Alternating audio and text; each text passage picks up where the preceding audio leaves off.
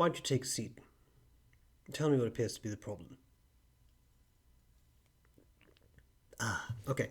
Let's start with another episode of Consult the Doctor. I'm just writing down the timestamp. I'm paraphrasing questions, but if I found a vintage pen with an ebonite feed that needed work on ink flow, should I assume the feed is ebonite and then wonder how to soak off the dried ink? I paraphrase that not in the best way possible. So I think the question was, this was on an earlier episode of Consult the Doctor where we talked about ebonite and not soaking ebonite in water. Okay, so that context is important. So the question is, I think, how do I know the feed is ebonite? Should I assume that it's ebonite? And if it is ebonite, then can I or can I not soak it? This also led to a bunch of other questions, which are all really fair questions. Like, for example, if you tell us not to soak an ebonite pen in ink, then how come you have eyedroppers that are made of ebonite? Because it's ebonite the inside. That's a really good question. I don't know if the inside of ebonite eyedropper pens is treated. I don't know, because I don't make those pens. But bear in mind, if the matter, for example, is staining, which happens to old vintage, for example, black hard rubber pens, or even mottled ebonite pens, it doesn't really matter, right? If you soak those in water, they will become matte. They will lose that crisp color, and they will look very washed out. The black is no longer black. It turns into a lighter, dark gray black color. Well, if that's on the inside of your pen, who cares? Because nobody looks at the inside of the pen. So that's a very good question in its own regard, right? So I don't think it's necessarily a matter of your pen will warp or something. It's just a matter that can happen with other materials like casein. I never know how to pronounce that. Casein that they used to use, casein. That can actually completely warp if you put it in water. So you cannot have a casein eyedropper. That would not work, right? Because of that liquid in it. With an eyedropper, it may be a little different because, again, you put the ink on the inside. Same thing with a feed. Now, if the feed discolors a bit, yeah, it's a feed, right? It's not the barrel of the pens, not the cap, so I think people care a little less. I'm assuming that they don't coat those feeds, but sometimes they do, right? You have lacquered ebonite feeds on some Urushi pens, for example. But that was not the question. Should I basically assume that the feed on a vintage pen is ebonite? I'm not really the person to ask a whole lot of questions about vintage pens because I hardly ever use one. But based on my experience, I would say most vintage pens up to a certain age are almost certainly going to be ebonite. Yes. And then the second question is, imagine I would have to adjust it. How would I clean it? Well, you can wash it down. You can put an ebonite feed in an ultrasonic cleaner, for example. To be honest, I do it all the time. Just make sure that maybe you don't that for 3 weeks at a time, and also make sure that you dry it well afterwards. But if you do that, yeah, and if the shiny black feed turns a little matte, it's a feed, right? It's gonna have ink in it. That's the way it is. So I wouldn't worry too much about that. I hope that is an answer to the question. The next one. This is a very short question that I received through email. Is the nib on the Faber-Castell Essentio the same as on the Loom? As far as I can tell, yes. And then there are two more questions that are a little bit philosophical. So one is not really about the pen, so I'll keep this one short for those of you who don't care so much. If you're not interested in this topic, then by all means look at the timestamps below and just go to the final question.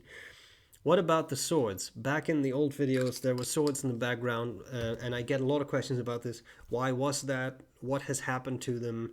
Where are they now? These kinds of things. So I'll try to be brief. There was a phase in my life, in a way it's still there a bit, but I was very interested in samurai culture, and I obtained a number of Chinese swords. I think they were all made in China. They were functional samurai swords, so they were not just for decoration. The because I found that interesting. I found it interesting to have a bit of a collection of these kinds of different types, with a katana and a wakizashi and a tanto and an old katana and a nodachi and like all different kinds of samurai swords. And I found that fun, and it was fun to me. And I had them indeed in the background in that specific bedroom that I was in at that point. Now, what happened then was that at some point I moved to Canada. And when we moved to Canada, we faced a choice. Strictly speaking, samurai swords are not illegal in Canada, but we were flying to Canada with 4 suitcases, and I do not necessarily want to explain at an airport what is in the one duffel bag with 15 samurai swords. Well, that was in it then, 15 samurai swords. I didn't want to go through the trouble.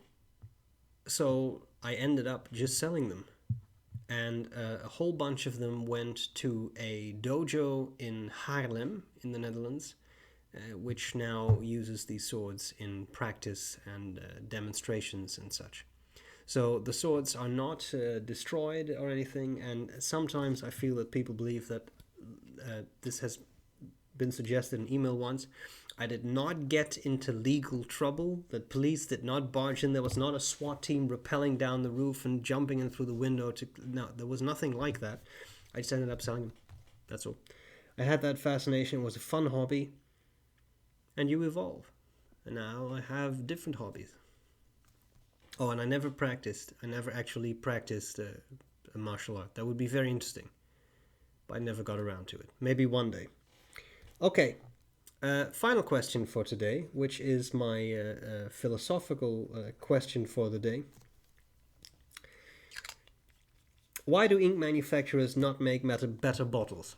This is paraphrased and abbreviated from a somewhat longer email. The person who asked said, basically Montblanc, in my mind, makes the best ink bottles because you have that little sort of reservoir, you can tilt it and you can catch some ink there, and it's very user-friendly. But a lot of manufacturers use bottles that are fairly useless and don't seem to be designed with user-friendliness in mind. Yeah, what shall we say about that? I think there is a lot to say about it. I also really like the Montblanc ink bottles. There are also other ink bottles that I like a lot. None come to mind right now, but no, that's not. I mean, the Ackerman bottle I think is a fantastic ink bottle, and I'm a little biased for obvious reasons, but I mean, I do think that is a really practical ink bottle. And I know that they have not invented it. Yes, I know about all that, but now they are the ones who have those bottles, so I'll leave it at that. I also think there are other bottles that are practical. Parker Quink, practical bottle. Waterman. Those little facets, and then you can tilt it, and it's brilliant, like a simple design. Now, having said that, there are other ink bottles that I hate with a fiery passion. G.R.E ink bottles are useless. They are flat, so as soon as the ink level drops, you can no longer actually stick a section in because the nib won't reach deeply enough to actually drop ink. Then you have to decant that into a sample vial or something. It's fairly useless. The G.R.E 1670 ink bottles are even worse.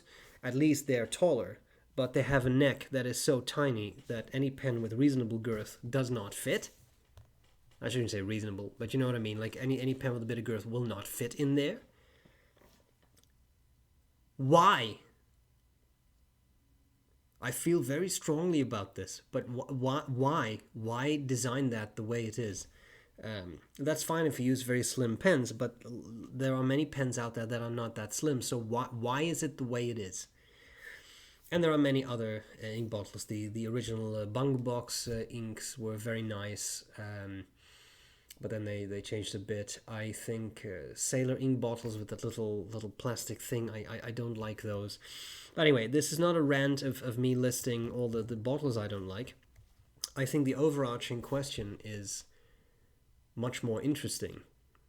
Why are these bottles the way they are? I can try to answer that question in 2 ways. And this is my personal opinion. But people seem to enjoy it when I rant about these things, so let me rant for a bit. I think one part of the reason is that manufacturers, not all manufacturers, because again, I think that Montblanc which is not necessarily the brand I think of when I think of the most pragmatic pens.